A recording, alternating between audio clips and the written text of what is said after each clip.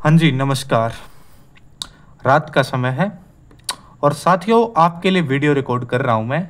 Railway की जो PRT की वैकेंसी है और जिनमें प्रोफेशनल एबिलिटी का आपका पोर्शन है, चाहे वो केवीएस पीआरटी है। सभी को पता है कि केवीएस का सिलेबस सेम टू सेम चेप दिया है आरआरबी पीआरटी में, तो टेंशन लेने का नहीं है। डेट भी आपके आ चुकी है पेपर की, और जो प्रोफेशनल एबिलिटी है मात्र 15 दिन में ख़त्म कराने का काम एएस डिस्ट्रीब्यूटर आपको करेगा साथियों। और साथियों, वीडियो में बैकग्राउंड नॉइस बिल्कुल सुनाई दे सकती है, क्योंकि पर्याप्त साधन न होने के कारण आपको बैकग्राउंड नॉइस सुनाई देगी। अगर आपका सपोर्ट बना रहता है तो साथियों एक अच्छे संसाधन टीचिंग मटेरियल के साथ आपके सामने जरूर हाजिर होंगे।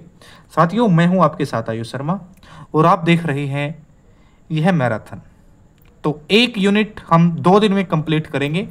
और एक बार आपको बता देता हूं कि मटेरियल किस टाइप का होने वाला है। मटेरियल बिल्कुल टॉप मटेरियल आपको देखने को मिलेगा। क्या मटेरियल है? देखो, जो भी हम आपको प्रोफेशनल एबिलिटी का जो मटेरियल होगा वो आपका तैयार किया गया है NIOS से, NCERT से, ठीक है। और ये मैं कह नहीं रहा हूँ कि आप चेक भी कर सकते हैं जाके कि मटेरियल कौन कौन से सब्जेक्ट से लिया गया है, ठीक है।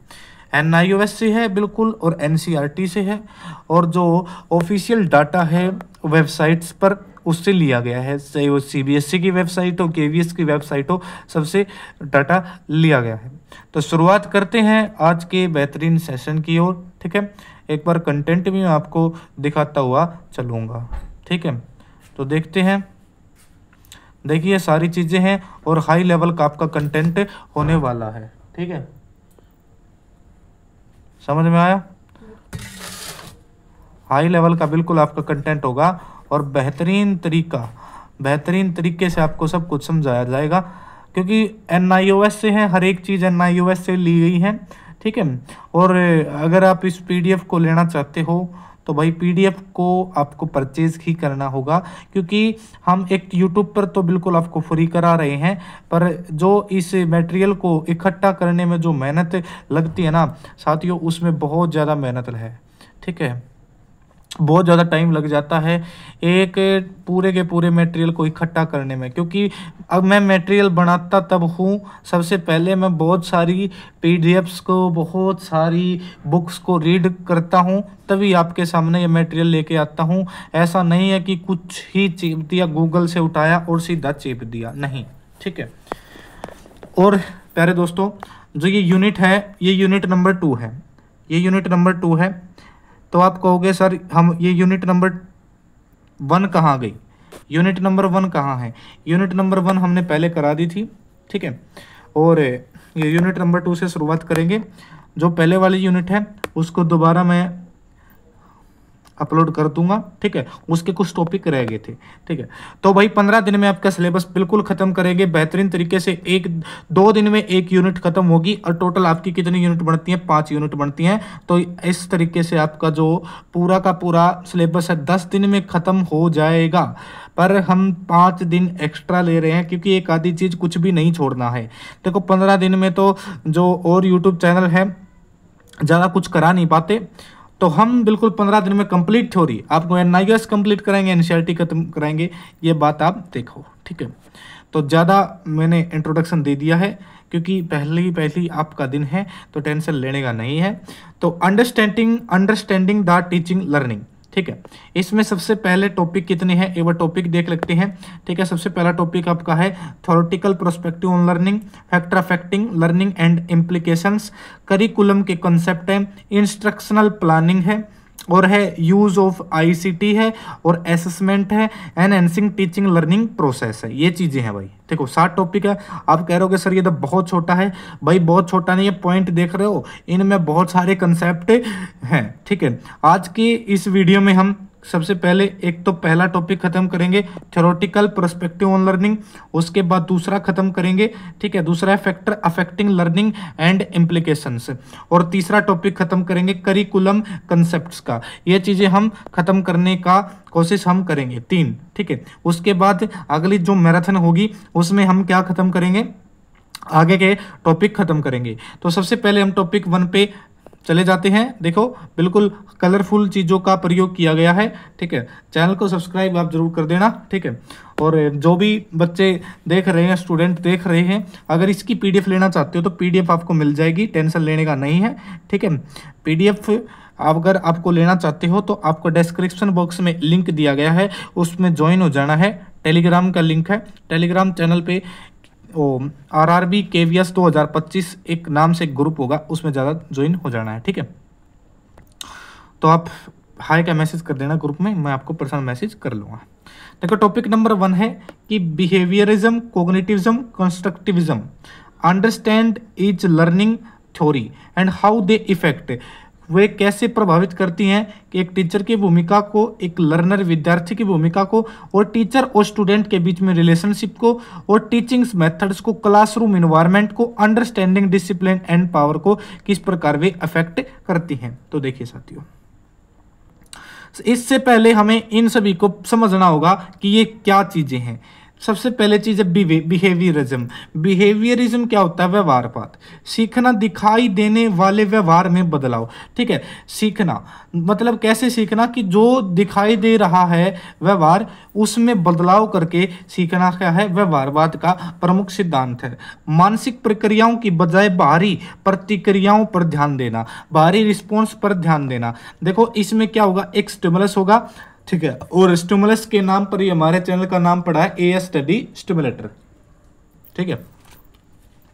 कोई स्टिमुलस होगा, उस पर हम रिस्पॉन्स करते हैं, और फिर हमें क्या होता है? रेनफोर्समेंट, ठीक है। तो हमें क्या मिलता है? रेनफोर्समेंट मिलती है। आपने पहले कुछ थ्योरी पढ़ी होंगी, तो जैसे कि BF स्किनर की थ्योरी इस पे डिपेंड थी।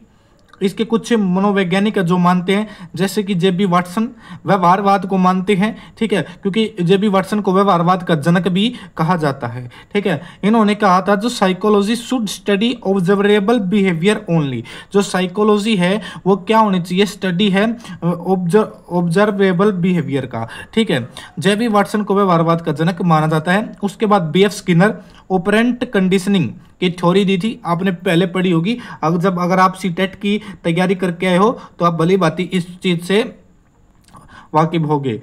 तो पावलाव का सिद्धांत, कुत्ते और घंटी का प्रयोग, इसमें सबसे पहला स्टिमुलस के प्रति हमारा रिस्पॉन्स होता है, और फिर हम क्या करते हैं? रेनफोर्समेंट पता है ना? जिसको पता है तो कमेंट कर सकता है। आगे देखेंगे एडवर्ड थॉर्नडाइक का मतलब है लॉ ऑफ इफेक्ट, ठीक है। कौन सा है? थॉर्नडाइक का सिद्धांत, law of effect, law of readiness, ठीक है, लॉ ऑफ रिस्पॉन्स, ये सारी चीज थी ना, ठीक है। आगे देखेंगे शिक्षा में प्रयोग। जो व्यवहारवाद है वो ड्रिल पे, रेपिटेशन पे, रिवार्ड पे और पनिशमेंट पे डिपेंड है ना। ड्रिल पे, रिपीटेशन पे, रिवार्ड पे और पनिशमेंट पे। सही उत्तर पर रिवार्ड देना और गलत पर सुधार करना। उदाहरण, बच्चों को टेबल याद कराने के लिए रोज प्रैक्टिस कराना और सही उत्तर पर स्टार देना। ये किस प्रकार का है? ये व्यवहारवादियों का सिद्धांत है, ठीक है। व्यवहारवाद समझ में आ गया सभी को? व्यवहारवाद क्या है? सिखाना, दिखाई देने वाले व्यवहार में बदलाव करके, जो व्यवहार दिखाई दे रहा है ना उसमें बदलाव करके सिखाना, यही हमारा बिहेवियरिज्म का मुख्य सिद्धांत है। समझ में आ गया होगा ना बिहेवियरिज्म। अब बात करते हैं कोग्निटिविज्म की, संज्ञानवाद की, ठीक है। सिखाना, कैसे सिखाना? सोचने, समझने और याद रखने की आंतरिक मानसिक क्रियाओं से है। दिमाग को जानकारी प्रोसेस करने वाली मशीन माना जाता है, ठीक है। ये भाई जानकारी प्रोसेस करने वाली मशीन मानते हैं। मुख्य वैज्ञानिक को योगदान देखो, जीन प्याजे ज्यादातर आपको देखने को मिलेंगे कंस्ट्रक्टिविज्म में, ठीक है। कंस्ट्रक्टिविज्म में देखने को मिलेंगे, पर कोग्निटिविज्म में भी इनका नाम आ जाता है, क्योंकि इन्होंने कोग्निटिव डेवलपमेंट थ्योरी दी थी, जिनमें स्टेज दी थी उन्होंने sensory, motor, pre operational, concrete, operational, formal, operational stages दी थी। ब्रूनर का सिद्धांत है, ब्रूनर का सिद्धांत, ठीक है। जो ब्रूनर है वो डिस्कवरी लर्निंग की बात करते हैं, स्पाइरल कैरिकुलम की बात करते हैं, और ब्रूनर का एक सिद्धांत था, बताइए, जिसमें एक आइकॉनिक थी, ठीक है, आइकॉनिक चीजें थी और कंक्रीट चीजें थी, एब्स्ट्रैक्ट चीजें थी। ये ब्रूनर का सिद्धांत किन्होंने पढ़ा है बताइए? ये अगर इस ब्रूनर का सिद्धांत अगर आपने पहले पढ़ रखा है तो कमेंट कीजिए, नहीं तो आगे मैंने कराना ही है। डेविड ओसबल मीनिंगफुल लर्निंग थ्योरी दी थी। ठीक है, डेविड ओसबल ने मीनिंगफुल लर्निंग थ्योरी दी थी। टेंशन नहीं लेनी है, ये सिर्फ मैं बता रहा हूं कि संज्ञानवाद भी और व्यवहारवाद क्या है, बाद में ये सारी थ्योरी आप पढ़ेंगे। देखो भाई टोलमैन का कोग्निटिव मैप्स का, इन्होंने देखो इसके एक्सपेरिमेंट में एक भूल भुलैया थी और चूहे का एक्सपेरिमेंट था। ठीक है, ठीक है, ये सारी चीजें मैं आगे आपको कराऊंगा, टेंशन लेने की जरूरत है नहीं आपको, बस सीधे पढ़ो। बस आप ये देखो, ये पहचानो कि आपने क्या ये थ्योरी पढ़ रखी है या नहीं पढ़ रखी है। और जिन्होंने नहीं पढ़ रखी है तो चैनल के साथ जुड़े रहना, क्योंकि आगे मैं सारी थ्योरी कराने वाला हूँ। ठीक है, बहुत जल्द सिलेबस में आपको कराऊंगा। नए ज्ञान को पुराने ज्ञान से जोड़ना, व्यवहारवादियों की भाई बहुत अच्छी पहचान है। माइंड मैप का भी उपयोग करते हैं, फ्लो चार्ट का उदाहरण के साथ पढ़ाते हैं। जैसे उदाहरण इसका देख लेते हैं, मौसम सिखाते समय बच्चों के पिछले अनुभव गर्मी सर्दी से जोड़ना। ये अपने संज्ञानवाद है ना, ये भाई पिछले ज्ञान तक जोड़ेंगे हर एक चीज है। ये आगे चलेंगे कंस्ट्रक्टिविज्म क्या, रचनावाद। छात्र अपने अनुभव व सोच के ज्ञान का निर्माण करते हैं। भाई ये निर्माण करें ज्ञान का। ठीक है, शिक्षक ज्ञान देने वाला नहीं होता है बल्कि फैसिलिटेटर होता है। सीखना सामाजिक व सांस्कृतिक संदर्भ में होता है। जैसे कि इसमें कुछ आते, देखो सिद्धांत आ जाते हैं भाई लेव वाइगोत्स्की का ZPD। ठीक है, ZPD। ठीक है, स्कैफोल्डिंग। ठीक है, लेव वाइगोत्स्की के सिद्धांत कंस्ट्रक्टिव थ्योरी को मानता है। और जीन पियाजे का कोग्निटिव मैंने बताया था ना, और जेम्स ब्रूनर का, और जॉन डीवी। ठीक है, जॉन डीवी को तो फादर ऑफ कंस्ट्रक्टिविज्म भी बोला जाता है। ठीक है, शिक्षा में प्रयोग, भाई शिक्षा में प्रयोग देख लेते हैं भाई। प्रोजेक्ट, चर्चा और प्रयोग, ग्रुप वर्क, बच्चों को समस्या हल करने के अलग अलग तरीके सोचने का अवसर देना। उदाहरण, पानी के गुण सिखाने के लिए बच्चों को खुद प्रयोग करवाना। समझ में आया? आसान चीजें हैं, पर कंप्लीट एक बार थ्योरी तो हमने पढ़नी होगी। अगर थ्योरी नहीं पढ़ेंगे तो अच्छा नहीं होगा। देखो मैं एक टेबल लेके आया हूं जिससे आपका हर एक कन्फ्यूजन खत्म हो जाएगा। देखो, बिहेवियरिज्म, कॉग्निटिविज्म, कंस्ट्रक्टिविज्म। जो व्यवहारवादी हैं वो व्यवहार में बदलाव की बात करते हैं। कॉग्निटिविज्म मानसिक प्रक्रियाओं के बारे में बात करते हैं। पर कंस्ट्रक्टिविज्म अनुभव से ज्ञान का निर्माण करना। ये सारे मनोवैज्ञानिक जो मानते ऊपर देख के आए हैं हम। तरीका, रटना, अभ्यास करना, पुरस्कार और दंड, बिहेवियरिज्म के तरीके हैं। कॉग्निटिविज्म में क्या है, कंसेप्ट समझाना, लिंकिंग करना, जोड़ना। कंस्ट्रक्टिविज्म क्या है, गतिविधि, खोज, चर्चा। ये कंस्ट्रक्टिविस्ट होते ना, उनकी क्या है, ये पढ़ाने के तरीके हैं भाई। छात्र की भूमिका पैसिव होता है भाई, बिल्कुल छात्र पैसिव होता है। और कॉग्निटिविज्म में भाई थोड़ा बहुत सोचने वाला है। अरे सक्रिय निर्माता है, बिल्कुल सक्रिय निर्माता है। ठीक है, आगे चलते हैं।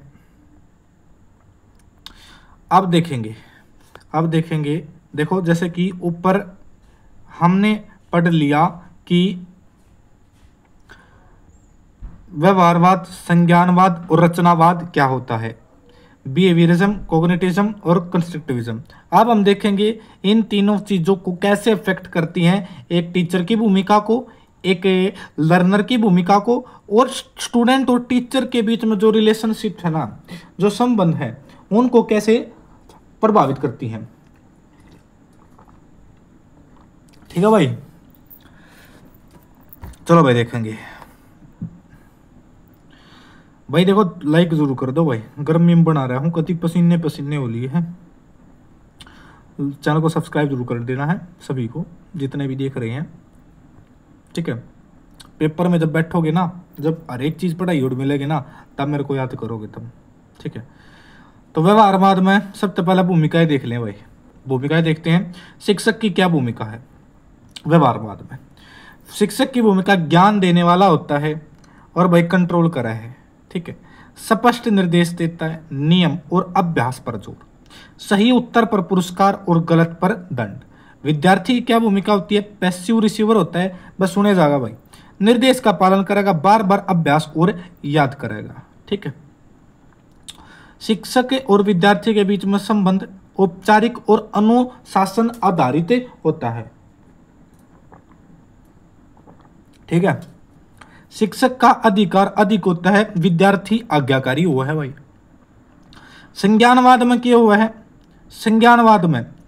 संज्ञानवाद में जो शिक्षक है गाइड करे है और समझावे है, विद्यार्थियों को जानकारी को व्यवस्थित तरीके से समझाता है, मतलब उसमें समझाता है, ठीक है, व्यवस्थित तरीके से। नए ज्ञान को पुराने ज्ञान तक जोड़ेगा, नए ज्ञान तक पुराने ज्ञान को जोड़ेगा, ठीक है, पहले ही पढ़ा है, आगे चलेंगे। विद्यार्थी की क्या भूमिका होती है भाई, विद्यार्थी की भूमिका एक्टिव थिंकर हुआ करे, जानकारी को समझता, प्रोसेस करता, लागू करता है। मतलब कि बिहेवियरिज्म से कोग्निटिविज्म अच्छा है, और कोग्निटिविज्म से भी अच्छा कौन सा है, कंस्ट्रक्टिविज्म, ठीक है।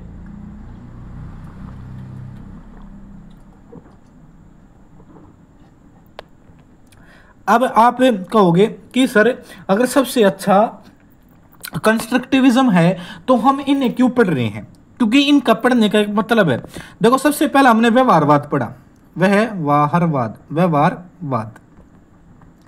जो मतलब रटाता था, अभ्यास कराता था। भाई ये भी जरूरी है, क्योंकि ज्यादा अभ्यास करेंगे तो भी हम चीजों को याद रख पाएंगे। और जो छोटे बच्चे होते हैं उन्हें बोल बोल कर वे काउंटिंग करते हैं, तो उसमें बच्चे काउंटिंग को एक प्रकार से रखते हैं। शुरू में तो छोटे बच्चों में तो ये बहुत महत्वपूर्ण है, समझ में आ गया। शिक्षक और विद्यार्थी के बीच में कोलैबोरेटिव और संवाद आधारित संबंध होते हैं। शिक्षक समझ को गहरा करने में मदद करता है। आगे है कंस्ट्रक्टिविज्म, रचनावाद में क्या है, शिक्षक की भूमिका फैसिलिटेटर है, सीखने का माहौल बनाने वाला है, बच्चों को खोज, प्रयोग और चर्चा के मौके देना, खुले प्रश्न पूछना और सोच को प्रोत्साहित करना। विद्यार्थी की भूमिका क्या है भाई, एक्टिव कंस्ट्रक्टर है भाई, अब वो निर्माता है, ठीक है, एक्टिव लिसनर नहीं है, एक्टिव कंस्ट्रक्टर है, एक्टिव ज्ञान का निर्माता है, समझ में आया, ठीक है। आगे है अपने अनुभव और सोच से ज्ञान बनाना, समूह में काम करना और समस्या को हल करना, ठीक है। शिक्षक विद्यार्थी के बीच में संबंध क्या हुआ, पार्टनरशिप होती है भाई, अच्छी पार्टनरशिप। और कोलैबोरेटिव किस में होती है बताइए, कोलैबोरेटिव होती है साथियों कॉग्निटिविज्म में, ठीक है। शिक्षक और विद्यार्थी दोनों सीखने की प्रक्रिया में सहभागी होते हैं भाई। ये टीचिंग मेथड देख लो भाई, टीचिंग मेथड कौन कौन से यूज हुआ व्यवहारवाद में, ठीक है। टीचिंग मेथड कौन कौन से यूज होते हैं, ये पहले चीज पढ़ दी है, बार बार आएंगे तो आपके दिमाग में घुसेंगे ये चीज। रटने, अभ्यास व दोहराव पर आधारित होती है। शिक्षक ऐसी विधियां चुनता है जिनमें स्पष्ट निर्देश और तुरंत प्रतिक्रिया फीडबैक मिले। मुख्य विधियां drill and practice, direct instruction, programme instruction और क्वेश्चन आंसर मेथड, ये मेथड होंगे भाई, ठीक है। देखो मैं बहुत कभी बच्चों की तरह नहीं समझाऊंगा, आपको पता है कि आप अभी सीटेट का पेपर दे के आए होंगे, इतनी आप में समझ होगी। उदाहरण, गणित के टेबल और स्पेलिंग याद कराने के लिए बार बार अभ्यास करवाना, ठीक है भाई। कॉग्निटिविज्म संज्ञानवाद में क्या होगा, शिक्षण विधियां ध्यान, समझ, संगठन, मानसिक प्रक्रियाओं पर। शिक्षक ऐसी विधियां चुनता है नए ज्ञान से पुराने ज्ञान तक जोड़ेगा। मुख्य विधियां देख लेते कौन कौन सी विधियां हैं, जैसे कि कंसेप्ट मैपिंग है, एडवांस ऑर्गेनाइजर्स, पहले रूपरेखा देना, problem solving method, story telling या एनालॉजी, ठीक है। उदाहरण देख लेते हैं, विज्ञान का कंसेप्ट पढ़ाने से पहले उससे जुड़ा वास्तविक उदाहरण देना, ठीक है, मतलब पिछले ज्ञान तक जोड़ेंगे। रचनावाद में क्या होगा, रचनावाद में देखेंगे ध्यान, बच्चे की सक्रिय भागीदारी और खोज अनुभव पर। शिक्षक ऐसी विधियां चुनता है प्रोजेक्ट, प्रयोग, चर्चा और सहयोगात्मक कार्य को बढ़ावा दे। इसमें प्रोजेक्ट बेस्ड लर्निंग होती है, इंक्वायरी बेस्ड लर्निंग होती है, ग्रुप डिस्कशन और कोलैबोरेटिव लर्निंग होती है, और एक्सपेरिमेंटल लर्निंग होती है। एक्सपेरिमेंटल लर्निंग को बाद में हम बहुत अच्छे तरीके से देखेंगे, ठीक है, और इससे रिलेटेड एक थ्योरी भी हम आगे पढ़ेंगे, ठीक है भाई। कंटेंट मिला लेना भाई किसी के साथ, अगर इतना कोई पढ़ा देना यूट्यूब पर मैं मान जाऊंगा, ठीक है भाई, मान जाऊंगा अगर यूट्यूब पर इतना पढ़ा दे, पेड कोर्स में भी ना मिल रहा इतना तो। अरे सब्सक्राइब कर लो भाई, पंखा बंद करके वीडियो बना हूँ मैं, पंखा बंद करके, अरे देखो कितनी गर्मी में, तो एक सब्सक्राइब मैं आपका जरूर मांगता हूँ, ठीक है। क्लासरूम इन्वायरमेंट कैसा होना चाहिए भाई, और भाई क्लासरूम इन्वायरमेंट और डिसिप्लिन कैसा होना चाहिए भाई, व्यवहारवाद में बात कर रहा हूँ। व्यवहारवाद में देखेंगे भाई कक्षा का वातावरण भाई बिल्कुल फॉर्मल होगा हर एक चीज, ठीक है, बिल्कुल फॉर्मल चीजें होंगी। वही टीचर सेंटर्ड होएगा, गतिविधियां या कर्म और समय पहले से तय होंगी। मुख्य ध्यान शांत अनुशासित होगा, बिल्कुल अनुशासन में होगा, ठीक है, आगे चलेंगे। अनुशासन और शक्ति की समझ। शिक्षक की शक्ति अधिक होगी, विद्यार्थी को नियम पालन करना होता है। पुरस्कार और पनिशमेंट के माध्यम से ही अनुशासन होता है। ठीक है, आज्ञा पालन को क्या दी जाती है भाई, प्राथमिकता दी जाती है। ठीक है, और जो आज्ञा पालन नहीं करेगा उसको क्या मिलेगा, दंड मिलेगा। इस संज्ञानवाद में कैसा वातावरण होता है, कक्षा का वातावरण, और कैसा डिसिप्लिन होता है, बिल्कुल कोलैबोरेटिव होता है। ठीक है, कोलैबोरेटिव होता है। शिक्षक कंसेप्ट स्पष्ट करने के लिए चित्र, मॉडल, माइंड मैप आदि का प्रयोग करता है। शांत लेकिन विचार विमर्श के लिए खुला माहौल होता है। अनुशासन और शक्ति की समझ। शक्ति का प्रयोग मार्गदर्शन के लिए, नियंत्रण के लिए नहीं। मार्गदर्शन के लिए होता है, नियंत्रण के लिए नहीं। शक्ति का प्रयोग नियंत्रण के लिए, मैं नियंत्रण के लिए बात कर रहा हूं, तो वह व्यवहारवाद में होता है ये चीज। ठीक है, पारस्परिक सम्मान, म्यूचुअल रिस्पेक्ट और संवाद पर जोर दिया जाता है। वहीं रचनावाद बिल्कुल बहुत सारी आपको स्वतंत्रता दे देता है, जैसे कि खुला, लचीला, सक्रिय भागीदारी, और लर्नर सेंटर्ड अप्रोच होती है। चर्चा, समूह चर्चा, प्रयोग, प्रोजेक्ट आदि पर आधारित होती है। कक्षा में हलचल और विचारों का आदान प्रदान स्वाभाविक सी बात है। अनुशासन और शक्ति की समझ। शक्ति साझी होती है, शिक्षक और विद्यार्थी दोनों निर्णय लेते हैं, कोई भी एक डोमिनेट नहीं करता है। ठीक है, अनुशासन का मतलब है जिम्मेदारी लेना और एक दूसरे का सम्मान करना। नियंत्रण की बजाय आत्म नियंत्रण, सेल्फ डिसिप्लिन पर जोर। तो पहला टॉपिक हमारा कंप्लीट होता है। सेकंड टॉपिक पर आते हैं।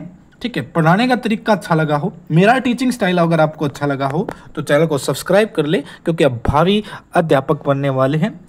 और इस क्लास को जो मिस करेगा, इसका मतलब कि वो अपने सिलेक्शन को मिस करेगा। ठीक है भाई, देखो कंटेंट ढूंढने में बहुत ज़्यादा टाइम लग जाता है।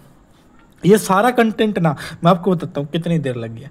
कम से कम 4 घंटे, 4-5 घंटे पहले 2-3 हम थे भाई, 3-4 जने थे, साथ में मिलकर इतने किताबों को देखा, जब ये कंटेंट बना है।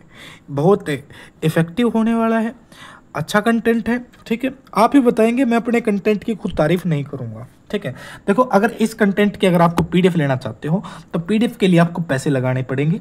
ठीक है, अगर आपको पूरी की पूरी, देखो इसके कोर्स के साथ 15 दिन में मैं आपकी ये कराऊंगा, इस पूरे के कोर्स के साथ हम पीडीएफ देंगे, एक साथ पूरी पीडीएफ हम नहीं देंगे। ठीक है, अगर आप इसकी पूरी की पूरी पीडीएफ लेना चाहते हो, मतलब कि देखो एक वीडियो होगी, तो आपको जिस पेड ग्रुप में दूंगा उस पेड ग्रुप में एक लेक्चर की पीडीएफ मिल जाएगी। ठीक है, तो इस सभी कोर्स का जो वो होने वाला है भाई, देखो अगर आपको इसकी पीडीएफ चाहिए तो 150 रुपये होगा भाई, 150 रुपये।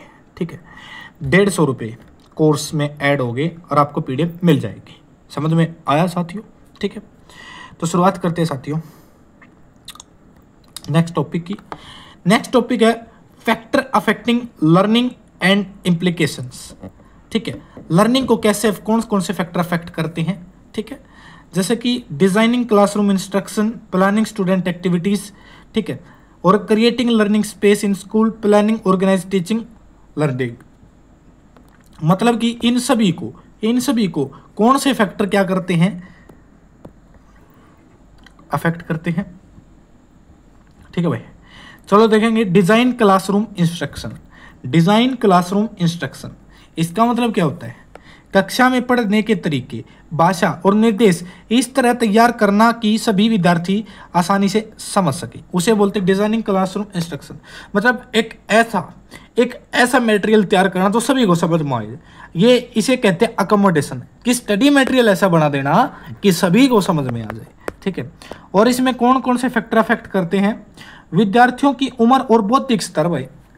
ठीक है, वो इफेक्ट करेगा, उनकी भाषा क्षमता, लर्निंग स्टाइल कैसा है, उनकी विशेष आवश्यकताएं, स्पेशल नीड्स क्या होती हैं। प्रभाव क्या होगा, सरल और स्पष्ट भाषा में निर्देश देना, स्टेप बाय स्टेप तरीके से समझाना, विजुअल एड्स, चित्र चार्ट का प्रयोग करना, छात्रों को पूर्व ज्ञान को ध्यान में रखना, प्लानिंग स्टूडेंट एक्टिविटीज। ठीक है, छोटा ही टॉपिक बड़ा आसान है। ऐसी गतिविधियां तय करना जो सीखने की भागीदारी बढ़ाएं, जैसे कि छात्रों की रुचि, आवश्यकताएं, अक्षमताएं, जो प्लानिंग स्टूडेंट एक्टिविटीज को जो प्रभावित करने वाले कारक हैं, कि उनकी रुचि किसी है, उनकी कैपेसिटी कितनी है, समय की उपलब्धता है या नहीं है।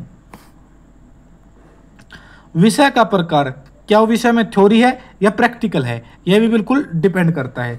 इम्प्लीकेशन प्रभाव क्या होंगे, गतिविधियां उद्देश्य के अनुरूप होनी चाहिए, व्यक्तिगत जोड़ी में और समूह कार्य का संतुलन रखना, गतिविधियों में वास्तविकता जीवन से जुड़ाव हो, विभिन्न स्तर के छात्रों के लिए अलग कठिनाई स्तर की गतिविधियां। ठीक है। Creating learning space in school, school में ऐसा माहौल और जगह बनाना जहां बच्चे स्वतंत्र रूप से सीख सके।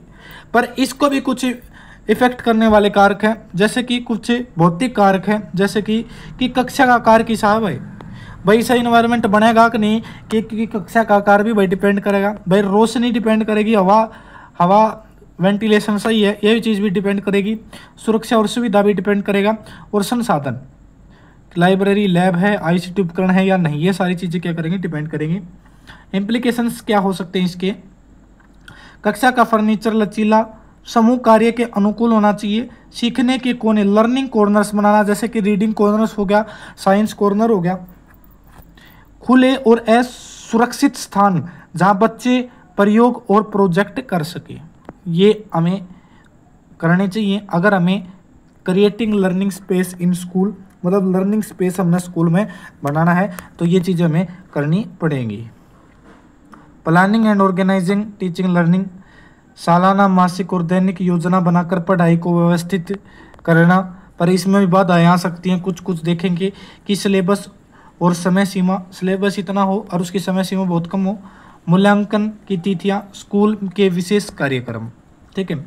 इम्प्लीकेशन क्या हो सकते हैं कि ईयर प्लान, यूनिट प्लान और लेसन प्लान तैयार करना, समय का सही विभाजन करना, टाइम मैनेजमेंट अच्छी तरीके से करना, संसाधन की पहले से व्यवस्था करना, लचीला योजना जिससे बदलाव किया जा सके। ठीक है। फ्लेक्सिबल कैरिकुलम बनाना भाई टॉपिक नंबर 3 बहुत टॉपिक थोड़ा सा बड़ा होने वाला है, और भाई इससे ही ज़्यादातर क्वेश्चन आपके पूछने के चांस हैं। ठीक है। तो मैं कराता हूँ, चैनल को सब्सक्राइब कर लीजिए जिन्होंने चैनल को सब्सक्राइब नहीं किया है। ठीक है।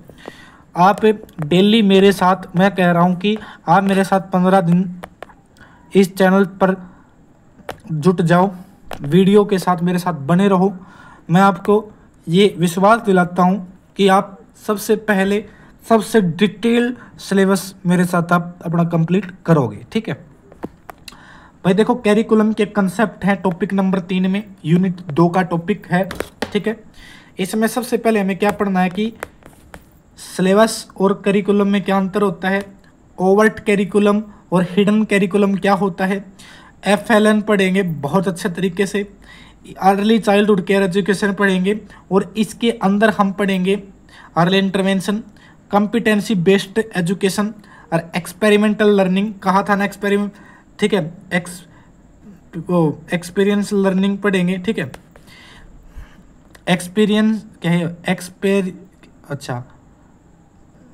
एक्सपेरिमेंटल लर्निंग पढ़ेंगे। ठीक है। एक्सपीरियंस लर्निंग कुछ नहीं होती, अनुभव के आधार पर है, पर मैं आपको एक्सपेरिमेंटल लर्निंग कराऊंगा, क्योंकि एक्सपीरियंस लर्निंग से इतने ज़्यादा प्रश्न नहीं पूछे जाते जितने एक्सपेरिमेंटल लर्निंग से पूछे जाएंगे आपके एक प्रश्न। ठीक है साथियों। और भाई सब जो हम कंटेंट ले रहे हैं उसका सोर्स होगा NIOS। ठीक है। NIOS से सारा कंटेंट है, मैं आपको चेक भी करा दूंगा। ठीक है। टाइम लगेगा तो साथियों शुरू करते हैं कि सिलेबस और करिकुलम में क्या डिफरेंस होता है। आप समझते होंगे कि सिलेबस और करिकुलम एक चीज़ है, पर नहीं। ठीक है। सबसे पहले सिलेबस को देखते हैं। देखो, अगर नोट्स बेहतरीन लग रहे हो तो आप परचेज कर लेना, क्योंकि आपका फ़ायदा है। ठीक है। देखो भाई, यह किसी कोर्स या विषय की विस्तृत विषय वस्तु और टॉपिक्स की सूची होती है। भाई सिलेबस तो सिर्फ ना एक सब्जेक्ट के जो पढ़ने लिखने की चीज़ है ना, जैसे कि आपकी साइंस की बुक है, उसके साइंस की का क्या सिलेबस है। ठीक है। क्या टॉपिक्स दिए गए हैं, जैसे कि आप तैयारी कर रहे हो इसकी KVS PRT की, RRB PRT की, या फिर DSSB की। सबसे पहले क्या देखोगे, सिलेबस। और करिकुलम में क्या आता है, करिकुलम में आपका सिलेबस भी आता है और साथ साथ में को करिकुलम एक्टिविटीज़, गेम्स हो गए, ये सारी चीज़ आती हैं। मतलब कि जो सिलेबस है वो करिकुलम के अंतर्गत ही आता है। सिलेबस से देखो, अगर ये सिलेबस है तो ये जो बाहर वाला है ये करिकुलम है और ये अंदर वाला क्या है, सिलेबस है। समझ में आया? आगे पढ़ेंगे। देखो, यह एक कोर्स या विषय की विस्तृत विषय वस्तु या टॉपिक्स की सूची होती है जिसे एक तय समय में पढ़ाया जाएगा। यह अक्सर परीक्षा केंद्रित होता है। कैसा होता है? परीक्षा केंद्रित, ठीक है, एग्जाम बेस्ड होता है। मुख्य बिंदु, विषय के टॉपिक्स और उप टॉपिक्स होते हैं। समय सीमा होती है, परीक्षा के लिए क्या क्या पढ़ना है वे चीजें होती हैं। अक्सर शिक्षा बोर्ड विश्वविद्यालय द्वारा तैयार किया जाता है। उदाहरण, कक्षा 10 गणित का सिलेबस जिसमें मैं अपना बीजगणित, अलजेब्रा, ट्रिग्नोमेट्री, ज्योमेट्री के टॉपिक्स और उनके उप टॉपिक्स की सूची हो, वो सिलेबस हो गया। करिकुलम क्या होता है? देखो, करिकुलम फ्रेंच भाषा के करर शब्द से लिया गया है जिसका अर्थ होता है पथ या रास्ता, ठीक है। यह केवल टॉपिक की सूची नहीं बल्कि पूरा शिक्षण, अनुभव और गतिविधियों का ढांचा है जो छात्र के समग्र विकास के लिए बनाया जाता है। इसमें सीखने के उद्देश्य, गतिविधियां, मूल्यांकन मतलब इवैल्यूएशन और शिक्षण पद्धति सब शामिल होते हैं। मुख्य बिंदु क्या है भाई इसके? सीखने के लक्ष्य होते हैं भाई, टीचिंग मेथड्स होती हैं, असेसमेंट के मेथड्स होते हैं, को करिकुलम एक्टिविटी मतलब कि गेम्स होते हैं इसमें, ठीक है भाई। विषय, इसमें विषय नैतिक मोरल एजुकेशन होती है भाई, और अपनी जीवन कौशल होती है, लाइफ स्किल्स की ऐसा ही सारी चीज़ एक्टिविटीज़ होती हैं। उदाहरण, सीबीएसई का कक्षा 10 का करिकुलम जिसमें गणित, विज्ञान, खेल, नैतिक शिक्षा, प्रोजेक्ट भी है भाई, मूल्यांकन पद्धति भी है, स्कूल की गतिविधियां भी शामिल हैं, वो क्या है? करिकुलम होता है, ठीक है जी। डिफरेंस देख लेते हैं। डिफरेंस ये आपको बहुत अच्छी तरीके से समझ में आएगा, ठीक है। परिभाषा देख लेते हैं दोनों की। एक तरफ हमारा सिलेबस है, एक तरफ हमारा करिकुलम है। सिलेबस विषय की टॉपिक्स और विषय वस्तु की सूची है। करिकुलम क्या है? पूरे शिक्षण, अनुभव और गतिविधियों की योजना है। फोकस क्या है? सिलेबस में क्या पढ़ना है, ठीक है। करिकुलम में कैसे और क्यों पढ़ना है और क्यों पढ़ाना है, ये सारी चीजें हैं। तैयार करने वाला परीक्षा बोर्ड या विश्वविद्यालय, और इसे तैयार करता है शिक्षा विभाग, स्कूल या नीति निर्माता। समय सीमा, सीमित समय जैसे 1 वर्ष या सेमेस्टर। ये बहुत दीर्घकालिक होता है, मतलब बड़े समय तक होता है, कई सालों का दृष्टिकोण हो सकता है। इसमें कौन से कंपोनेंट होते हैं? टॉपिक्स होती है, समय सारणी होता है। इसमें उद्देश्य होते हैं, विषय विधियां होती हैं, मूल्यांकन होता है, गतिविधियां होती हैं। उदाहरण मैंने ये बता ही दिए थे, ठीक है, देख लेना, ठीक है। चला भाई आगे। अब देखेंगे कि ये ओवर्ट करिकुलम और हिडन करिकुलम क्या होता है, बहुत आसान भाषा में समझेंगे। देखो भाई, ओवर्ट करिकुलम का मतलब क्या है? आधिकारिक और स्पष्ट रूप से घोषित पाठ्यक्रम, मतलब कि जो आपने एकदम दिखा दिया जा, हाँ भाई ये चीज है और ये चीज हमने करनी है, मतलब जो कि छिपाया हुआ नहीं होता। स्रोत क्या होते हैं? सिलेबस, पाठ्यक्रम, दस्तावेज, परीक्षा परियोजना। फोकस किस पे किया जाता है? विषय ज्ञान पे और कौशल पे फोकस होता है। उदाहरण, गणित का टॉपिक वार सिलेबस, इसका ओवर्ट करिकुलम का एक उदाहरण है। हिडन करिकुलम क्या होता है? जिसे अनऑफिशियल करिकुलम, इम्प्लिसिट करिकुलम बोलते हैं, मतलब अनौपचारिक, अप्रत्यक्ष रूप से सीखा जाने वाला पाठ्यक्रम होता है। स्कूल का माहौल, शिक्षक का व्यवहार और साथियों से मेल जोल इसमें शामिल हो सकते हैं, ठीक है भाई। मतलब ये ज़्यादातर किताबों से रिलेटेड नहीं होता है, ठीक है। फोकस, मूल्य, आते में कौशल, समय की पाबंदी, टीम वर्क और सम्मान इसमें आते हैं, ठीक है। समझ में आ गया ना दोनों चीज़ों में? ओवर्ट करिकुलम क्या होता है और हिडन करिकुलम क्या होता है, ठीक है। मुख्य अंतर देख लो भाई, की पॉइंट जिससे आप याद रख सकते हैं। ओवर्ट करिकुलम लिखा हुआ और घोषित होता है, हिडन करिकुलम न लिखा हुआ लेकिन अनुभव से सीखा जाता है। समझ में आया? ठीक है, आगे चलेंगे, ठीक है भाई। ई पढ़ेंगे भाई, FLN, foundation literacy and numeracy. फलन पढ़ेंगे। फलन की आप पूरी एक बार वो जान लो कि फलन की फुल फॉर्म होती है foundational literacy and numeracy. Foundational literacy and numeracy, बुनियादी साक्षरता और संख्यात्मकता, ठीक है।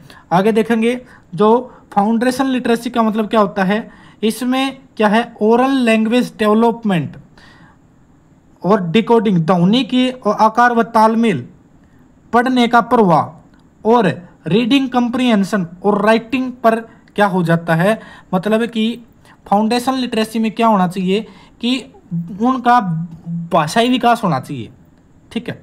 और भाई उनमें रीडिंग फ्लुएंसी आनी चाहिए। FLN के उद्देश्य से मैं बता रहा हूँ कि वो किसी चीज़ को पढ़ के उसका भाव समझ सके, लिख सके, ये फाउंडेशन लिटरेसी में आता है। और न्यूमेरेसी में क्या होना चाहिए भाई, न्यूमेरेसी में भाई संख्या का बोध हो जा, ठीक है, स्पेस और स्पेशियल अंडरस्टैंडिंग हो जा, उनकी मेजरमेंट समझ लें, डाटा हैंडलिंग समझ लें, वो फाउंडेशन न्यूमेरेसी में आता है, ठीक है। ये देखेंगे आगे। FLN निपुण भारत योजना की शुरुआत 2020 में लाई गई शिक्षा नीति के बेहतर क्रियान्वयन के लिए 5 जुलाई 2021 को भारत सरकार द्वारा की गई थी। जो FLN था वो एक निपुण भारत मिशन के तहत था, जो कि 5 जुलाई 2021 को क्या हुआ था, लागू हुआ था। आया कब था, 2020 में, नई शिक्षा नीति को बेहतर बनाने के लिए, ठीक है। समझ में आया ना, निपुण भारत मिशन, और इसके अंदर हमारा FLN, समझ के देख सकते कि भी यह अपनी योजना थी। और देखो भाई देखो क्यों आवश्यकता है ये भाई FLN की, क्योंकि सीखने के निम्न स्तर, भाई सीखने का निम्न स्तर और विद्यालय छोड़ने मामलों में बढ़ोतरी थी, ठीक है। सीखने का निम्न स्तर था और विद्यालय को छोड़ने वाले मामले बहुत थे। अनुपयुक्त भाषा और गणितीय कौशल था। कक्षा 3 में आने तक सभी बच्चे पढ़ने व लिखने में सक्षम हो जाएं, यह भी इसका उद्देश्य था, ठीक है।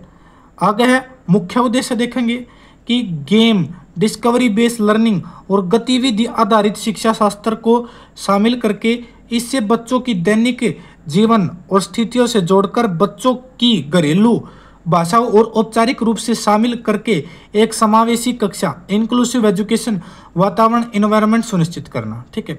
बच्चों को समझ के साथ पढ़ने लिखने और स्किल विकसित करने के लिए उन्हें स्वतंत्र पाठक व लेखक बनाने के लिए प्रेरित करना, ताकि वे स्थायी रूप से लिखने और पढ़ने में सक्षम हो सके।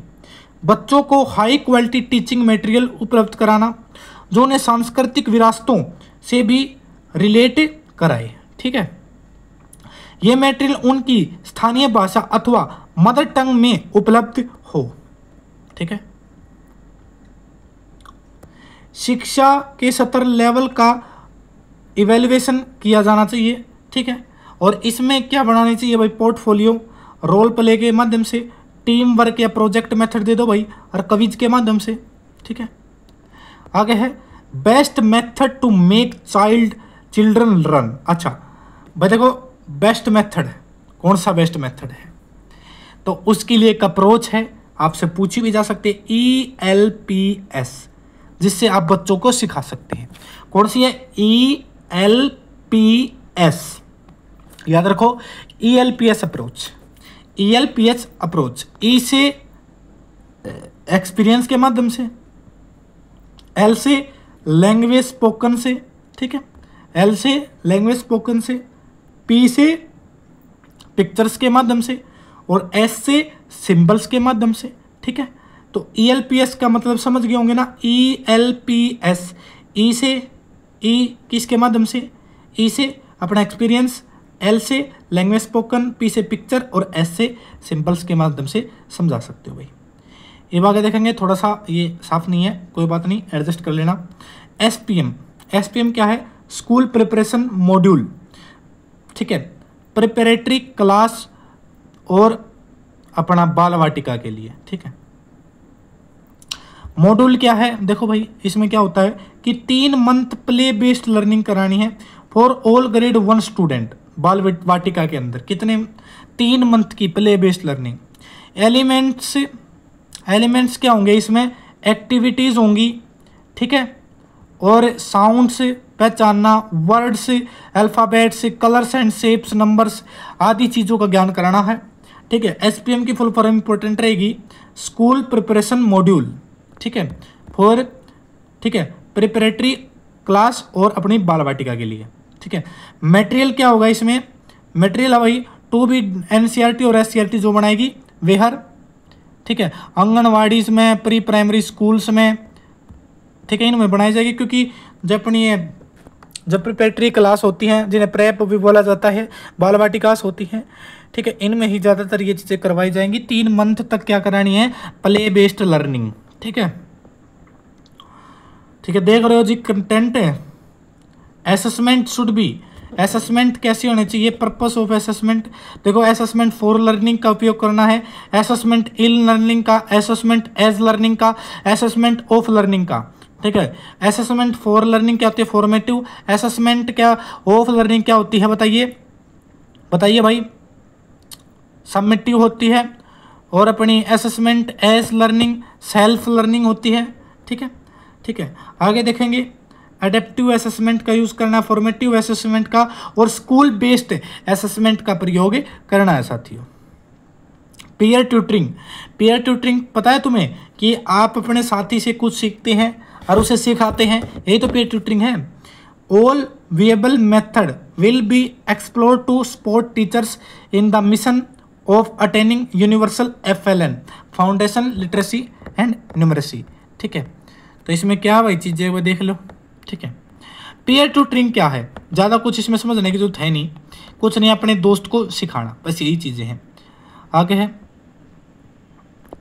एक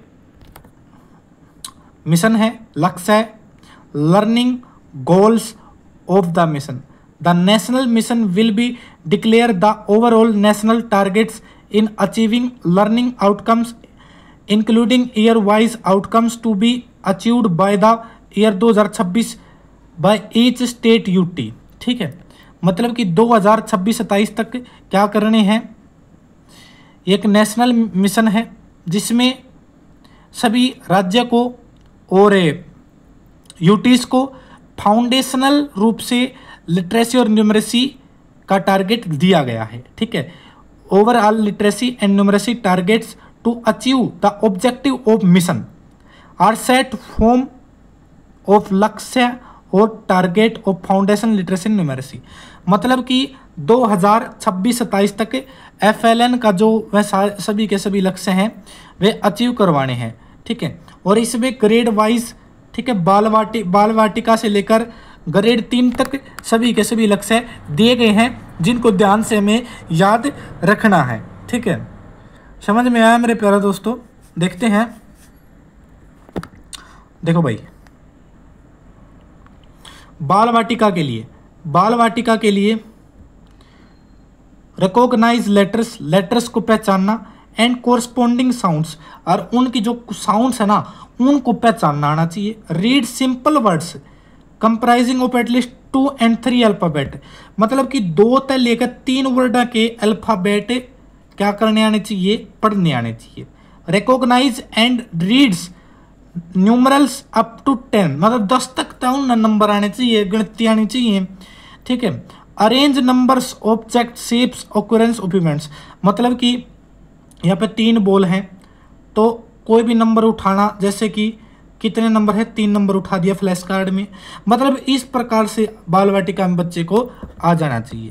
तो ग्रेड 1 में क्या है, read small sentence consisting at least 4-5 simple word, इसमें 2 से लेकर 3 वर्ड तक और इसमें 4 से लेकर 5 वर्ड तक बोलना आना चाहिए, ठीक है। रीड एंड राइट नंबर्स 99 तक, इसमें 99 तक गिनती आनी चाहिए, मतलब कि 100 तक मान लो, ठीक है। ग्रेड 2 में क्या होना चाहिए, देखो ग्रेड 2 में 45 से लेकर 45 से 60 वर्ड पर मिनट, 45 से 60 वर्ड पर मिनट। और भाई read and write numbers up to 1000 तक, 999 तक। और सब्ट्रैक्ट भी आ जानी चाहिए ग्रेड 2 में, सब्ट्रैक्ट भी आ जाना चाहिए। तो ग्रेड 3 में क्या होना चाहिए भाई, ये याद रखनी है, और स्टेटमेंट में पेपर में फंसावगा जो भी एग्जामिनर होगा, जिन्हें पेपर बना रखा होगा। Read with meanings at least 60 words पर मिनट, 60 वर्ड पर मिनट के उस तक पढ़ना आना चाहिए। और भाई अपना 10,000 तक की गिनती आनी चाहिए, लिखनी आनी चाहिए भाई, मल्टीप्लिकेशन आना चाहिए। सब्ट्रैक्ट एंड एडिशन ग्रेड 2 में, समझ में आया भाई?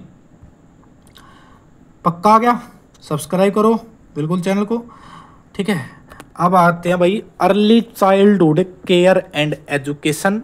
ठीक है भाई, एज इट इज कंटेंट उठा रखा है NIOS से। ठीक है,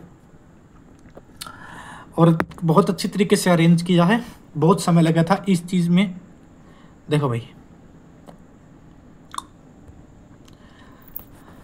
हो बहुत मेहनत लगी है भाई, सब्सक्राइब जरूर कर देना। Early childhood care education meaning क्या है? जन्म से लेकर 6 वर्ष तक की आयु में ECCE दी जानी चाहिए, जिन्हें फॉर्मेटिव ईयर्स कहते हैं। जो जन्म से लेकर 6 साल तक के साल होते हैं उन्हें फॉर्मेटिव ईयर्स कहते हैं, और इसमें अर्ली चाइल्डहुड केयर एजुकेशन दी जानी चाहिए। इसकी इंपॉर्टेंस क्यों है? इसी समय शारीरिक, संज्ञानात्मक और सामाजिक, भावनात्मक और भाषा विकास की नींव रखी जाती है इसी साल में, मतलब इतनी उम्र में 0 से लेके 6 वर्ष तक। ठीक है भाई, न्यूरोसाइंस ने क्या पता चला है कि इस अवधि में मस्तिष्क की वृद्धि और विकास सबसे तेज होता है। ठीक है, इसकी जरूरतें क्या है? प्रारंभिक देखभाल, उत्तेजनापूर्वक वातावरण, स्टिमुलेटिंग एनवायरनमेंट और उपयुक्त सीखने के अवसर। क्या इम्पैक्ट पड़ता है ECCE का? गुणवत्तापूर्ण ECCE का जीवन भर असर रहता है। कमी होने पर विकास नकारात्मक प्रभाव, अगर इसकी कमी होगी ना तो विकास पर बहुत बुरा असर पड़ेगा। अगर 0 से 6 साल की उम्र में अर्ली चाइल्डहुड केयर एजुकेशन नहीं दी गई ना तो शायद बच्चा पिछड़ जाएगा। क्या गोल्स होते हैं इसके? सभी बच्चों को फॉर्मेटिव ईयर्स में गुणवत्तापूर्ण देखभाल और शिक्षा देना। एज होती है जन्म से लेके 6 साल तक। ठीक है, नेशनल पॉलिसी ऑन ECCE 2013।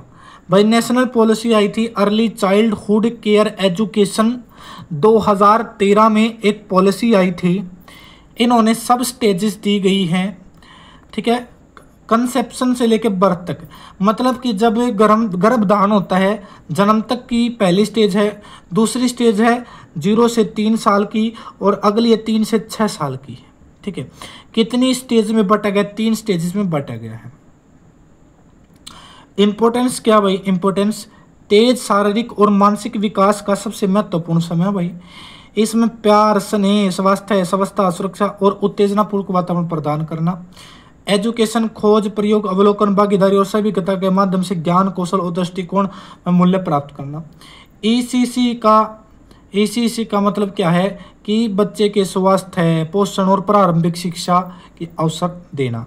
कौन सी अप्रोच होती है भाई? देखो 6 साल तक बच्चा, 6 साल का बच्चा तो भाई बिल्कुल बच्चा ही होता है, तो प्ले मेथड होना चाहिए, डेवलपमेंटली अप्रोप्रिएट होना चाहिए। ठीक है, फोकस एरिया क्या होना चाहिए? फिजिकल और मोटर, कोग्निटिव, सोशियो इमोशनल, मतलब लगभग सारे एरिया होने चाहिए। ठीक है, और भाई क्योंकि 6 साल तक बच्चे का 90% क्या होता है? दिमाग का विकास हो जाता है, यही चीज़ है इसमें। ठीक है, अर्ली इंटरवेंशन देखते हैं भाई।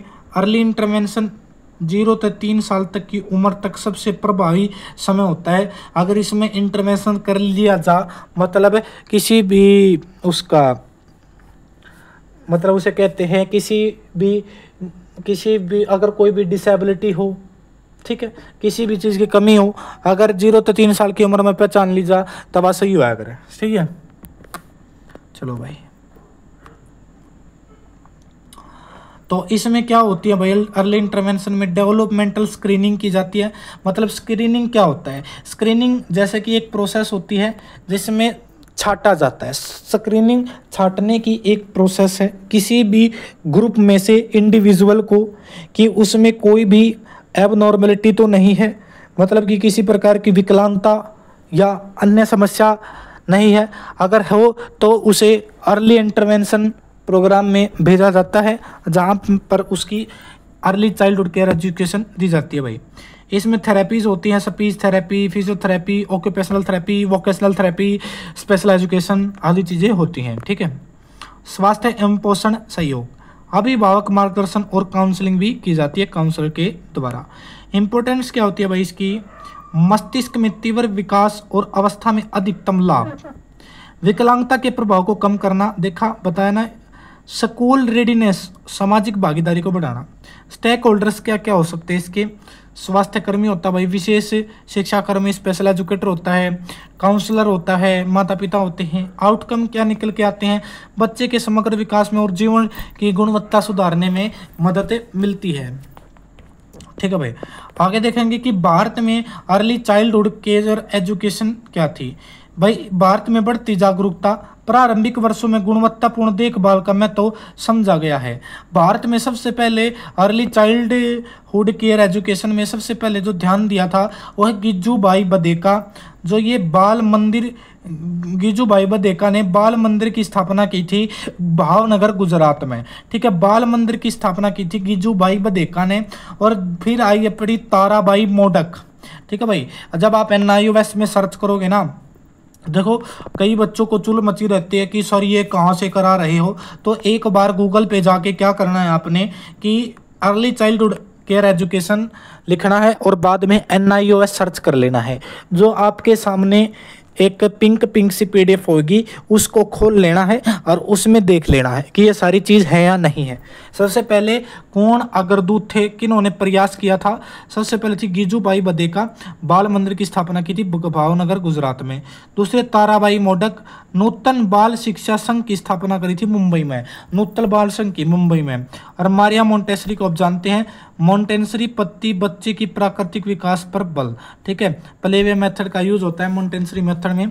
महान चिंतक महात्मा गांधी, रविंद्रनाथ टैगोर, जाकिर हुसैन, मातृभाषा में शिक्षा की बात की गई है। देखो इसमें मैं आपको, देखो सिलेबस में अगर होगा कमीशन होंगे, एजुकेशन कमीशन होंगे, ठीक है, पॉलिटिकल मतलब एजुकेशनल थिंकर्स, ये सारी चीज़ें भी मैं कराने वाला हूँ, कमी तो मैं बिल्कुल भी नहीं छोड़ूंगा। ठीक है, अर्ली चाइल्डहुड केयर एजुकेशन में भारत में क्या क्या प्रयास किए थे? एक वो आई थी योजना ICDS, ठीक है, इंटीग्रेटेड चाइल्ड, ठीक है, ICDS, ये इसकी मैं फुल फॉर्म भूल रहा हूँ तो आप कमेंट करके बता देना। तो ICDS योजना आई थी 1975 में। पोषण, स्वास्थ्य, प्रारंभिक शिक्षा और गर्भवती व स्तनपान कराने वाले महिलाओं को लाभ दिया था।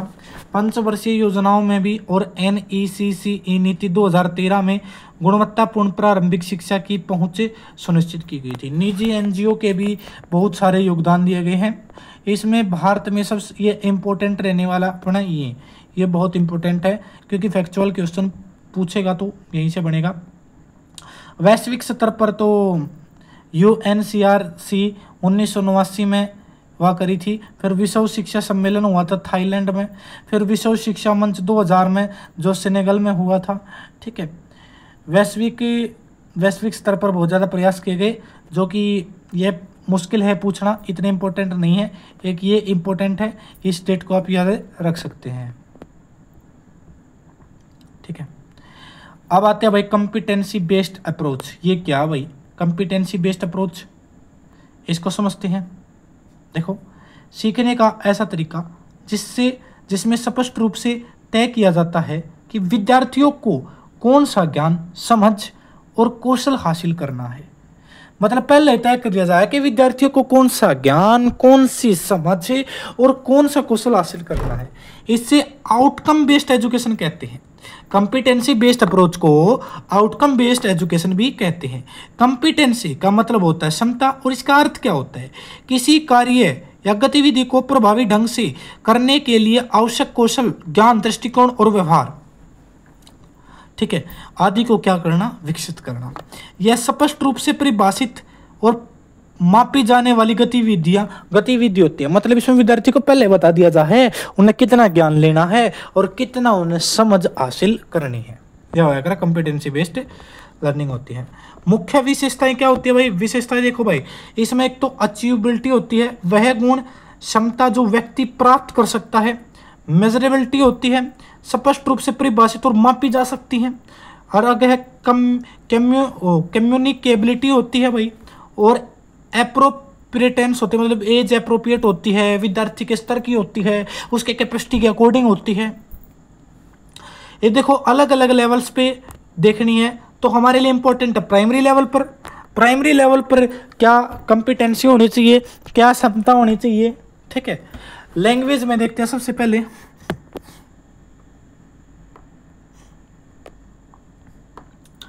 सही उच्चारण के साथ बोलना लैंग्वेज में, छपी और हस्तलिखित सामग्री को पढ़ना, विराम चिन्हों के साथ श्रुति लेख लेना, पाठ पढ़ने के बाद क्योंकि और चूंकि का उत्तर देना।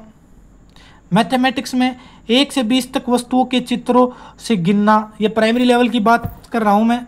यूनिटरी पद्धति से दैनिक जीवन की समस्याएं हल करना, दिए गए आंकड़ों का औसत निकालना,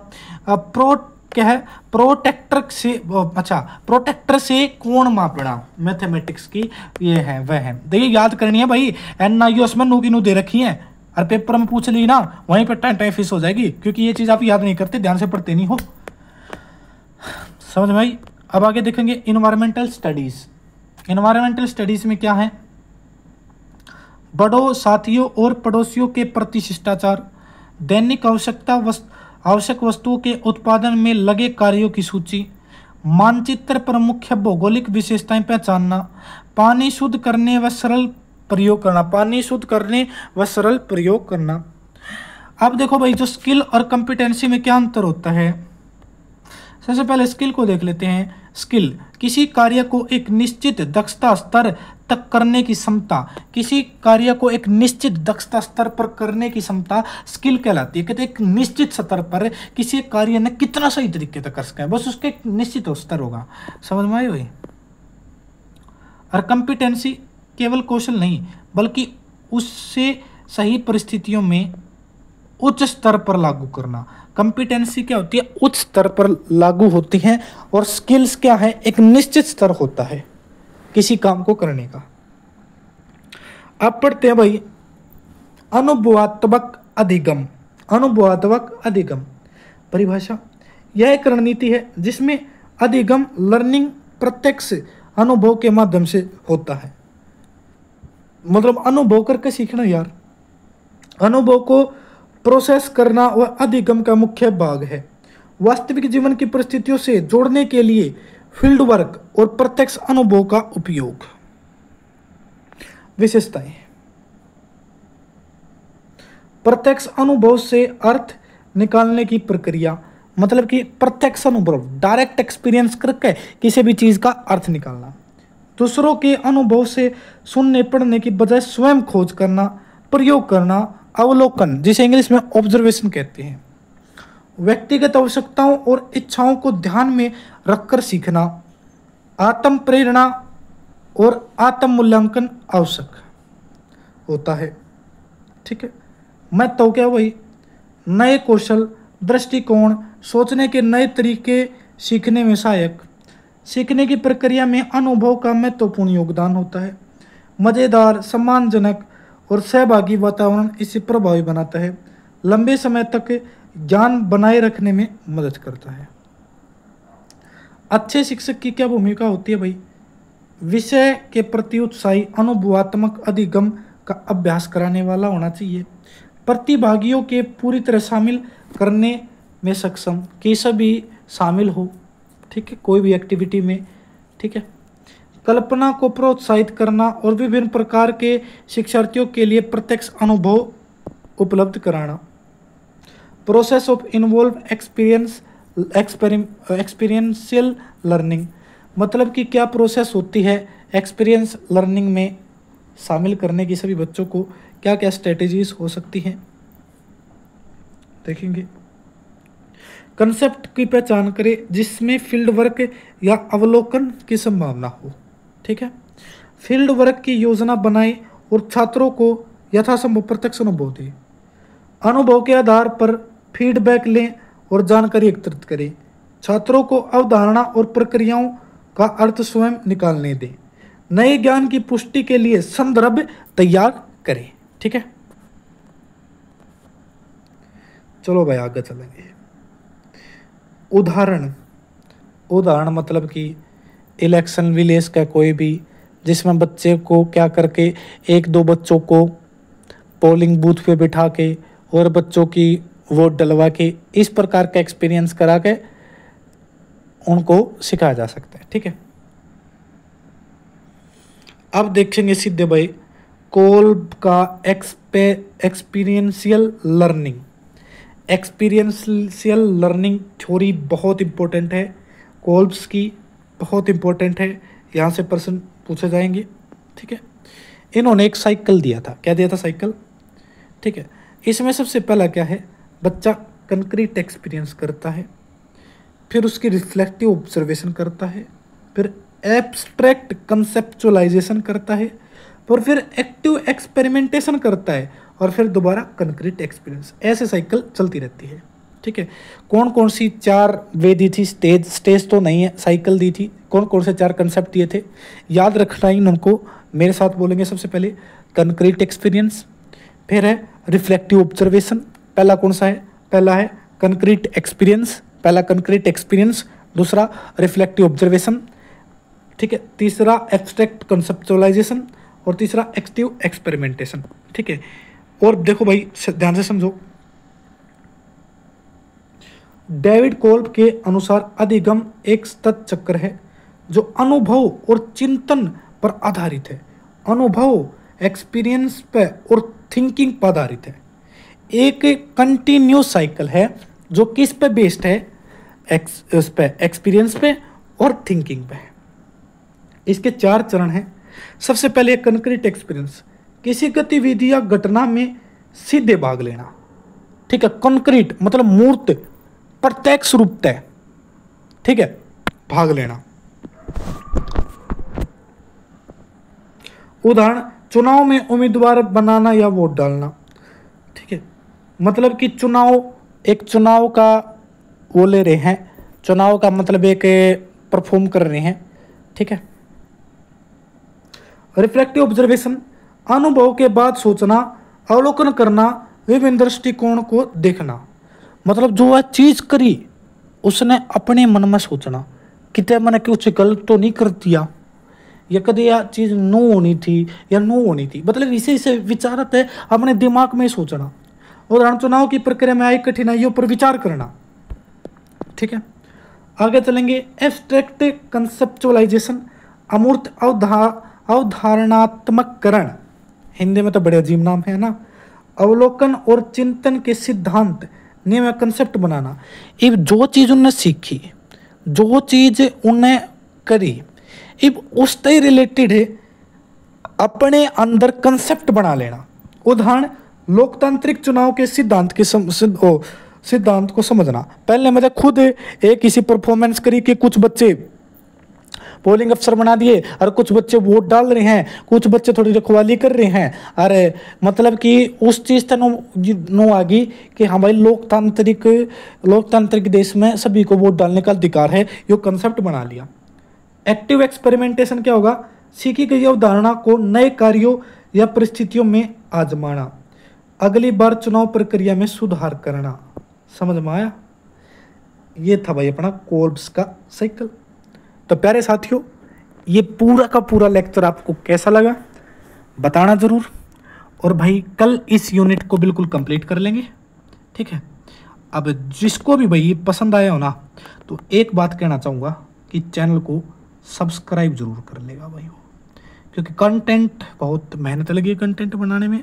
ठीक है, और सबसे ज़्यादा मेहनत तो वीडियो रिकॉर्ड करने में लगती है, क्योंकि रात को मैं वीडियो बनाता हूँ, क्योंकि इस टाइम ज़्यादा शोर भी नहीं होता। देखो, अगर जिसको इसकी PDF चाहिए ना, PDF के लिए आपको टेलीग्राम चैनल ज्वाइन करना होगा। PDF के लिए टेलीग्राम चैनल ज्वाइन करना होगा। मैं बता रहा हूँ कि जब भी आप टेलीग्राम पे सर्च करोगे ना हमारा चैनल, या फिर सीधे लिंक से भी आपको खुल जाएगा। अगर लिंक से नहीं खुले तो टेलीग्राम पे जाके सर्च कर देना AS स्टडी स्टिमुलेटर। ठीक है, नाम सर्च कर दियो चैनल का, आ जाएगा। वहाँ पे एक जाओगे तो सीधे एक ग्रुप का लिंक होगा। ठीक है, RRB/KVS PRT 2025 ये ग्रुप होगा। इसमें जाके ज्वाइन होना है और वहाँ हाई का मैसेज कर देना है। तो मैं आपको पर्सनल मैसेज करूँगा कि आपको क्या चाहिए, तो आप बता देना। और भाई आप पेमेंट करने के बाद PDF ले सकते हैं। और जो पैसा खर्च नहीं करना चाहता, तो मैं सीधे ही कह रहा हूँ, मत करो पैसा खर्च। मैं आपको बिल्कुल ये YouTube पे बिल्कुल फ्री करा रहा हूँ। ठीक है, कोई दिक्कत नहीं है, सिर्फ क्या लगेगा आपका एक सब्सक्राइब। तो मिलते हैं नेक्स्ट वीडियो में, धन्यवाद।